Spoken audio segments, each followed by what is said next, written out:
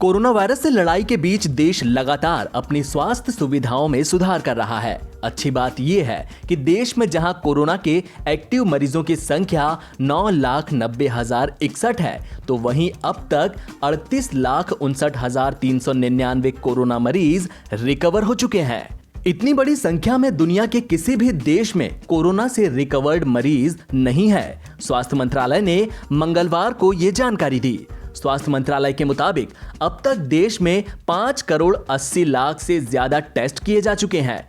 केंद्रीय स्वास्थ्य मंत्रालय के सेक्रेटरी राजेश भूषण ने बताया कि पिछले सप्ताह हमने कुल 36 लाख टेस्ट किए।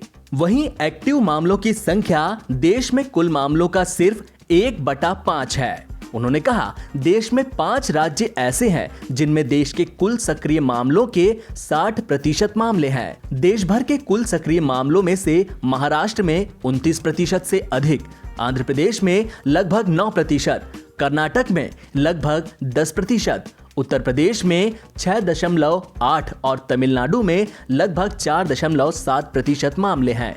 भूषण ने कहा कि देश में 18 राज्य और केंद्र शासित प्रदेश ऐसे हैं जिनमें कुल एक्टिव मामलों की संख्या 5,000 से 50,000 के करीब है। केवल 4 राज्य ऐसे हैं जहां सक्रिय मामलों की संख्या 50,000 से ज्यादा है। उन्होंने कहा कि कर्नाटक में कुछ स्थिरता दिख रही है। महाराष्ट्र में लगातार मामले बढ़ रहे हैं।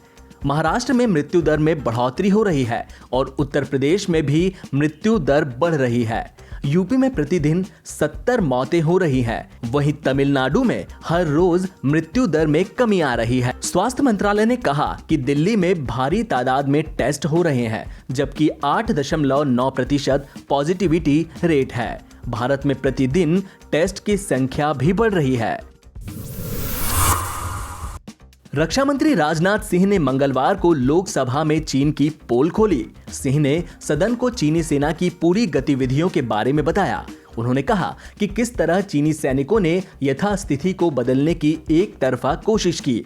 उन्होंने भारतीय सेना के शौर्य की तारीफ करते हुए कहा कि हम अपनी सीमा की सुरक्षा में सफल रहे हैं। उन्होंने कहा कि इस तनाव भरे माहौल में हमारे बहादुर जवानों ने जहां संयम की जरूरत थी वहां संयम रखा और जहां शौर्य की जरूरत थी वहां शौर्य प्रदर्शित किया। राजनाथ सिंह ने लोकसभा में शुरू से पूरा घटनाक्रम समझाया।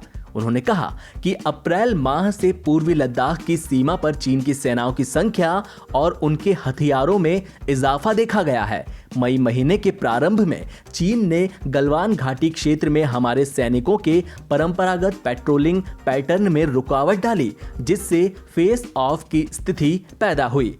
हमने चीन को डिप्लोमेटिक और मिलिट्री चैनल्स के माध्यम से यह अवगत कराया कि इस प्रकार की गतिविधियां यथास्थिति को एक तरफा बदलने का प्रयास है। यह भी साफ कर दिया कि ये प्रयास हमें किसी भी सूरत में मंजूर नहीं है।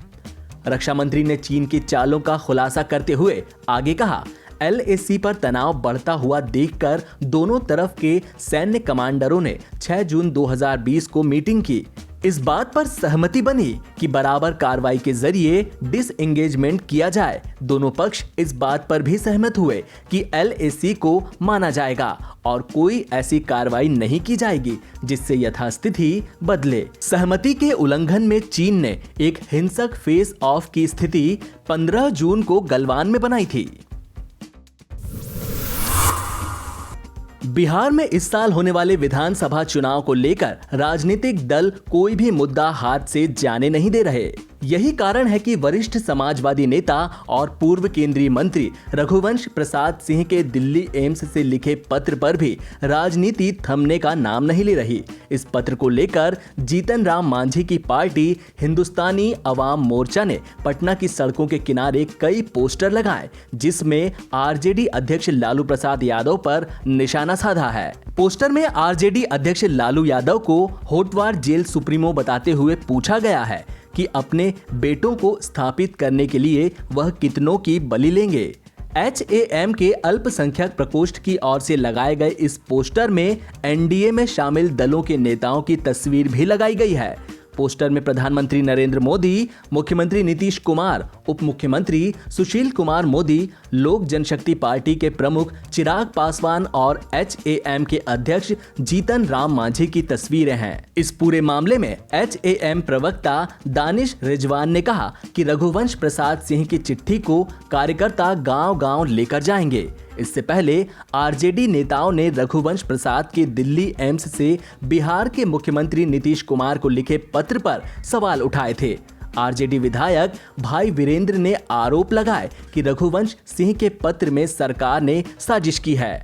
कोई भी व्यक्ति ICU से पत्र नहीं लिख सकता। महागठबंधन में शामिल कांग्रेस सांसद अखिलेश प्रसाद सिंह ने दावा किया कि रघुवंश बाबू से जबरन चिट्ठी लिखवाई गई थी। बिहार को आज फिर एक नया चुनावी तोहफा मिला है। प्रधानमंत्री नरेंद्र मोदी ने आज बिहार में 7 परियोजनाओं का उद्घाटन किया है।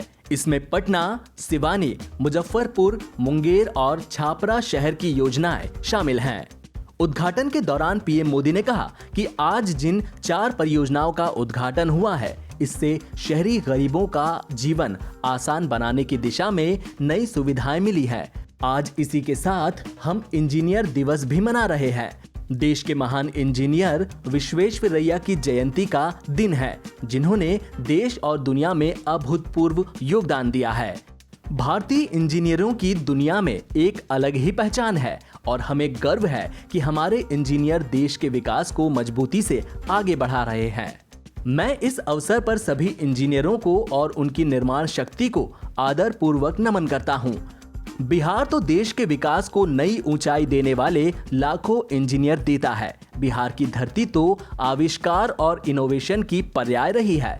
बिहार के कितने ही बेटे हर साल देश के सबसे बड़े इंजीनियरिंग संस्थानों में अपनी चमक बिखेरते हैं। आज जो परियोजनाएं शुरू हुई हैं, उन्हें पूरा करने में बिहार के इंजीनियरों की बड़ी भूमिका है। मैं बिहार के सभी इंजीनियरों को इंजीनियर दिवस की बधाई देता हूं। महज एक कार्टून शेयर करने को लेकर शिवसेना कार्यकर्ताओं ने पूर्व नौसेना अधिकारी मदन शर्मा को जमकर पीटा था। इस मामले ने तूल पकड़ लिया है। मंगलवार को मदन शर्मा महाराष्ट्र के राज्यपाल भगत सिंह कोश्यारी से मिले और उनसे न्याय की मांग की। राज्यपाल से मिलकर निकले मदन शर्मा ने कहा कि उद्धव ठाकरे को हटाकर महाराष्ट्र में राष्ट्रपति शासन लगा देना चाहिए। उन्होंने यह भी कहा कि उनके ऊपर भाजपा में होने का आरोप लगाकर पीटा गया था, लेकिन अब आज से वह बीजेपी और आरएसएस के साथ हैं। अब से मैं आरएसएस और बीजेपी से जुड़ गया हूं मैं, क्योंकि जब मुझे मारा गया तो आरएसएस बीजेपी करके वो लोग इल्जाम लगाया, और ये आज से मैं घोषणा करता हूं बीजेपी आरएसएस से मैं जुड़ गया हूं मैं।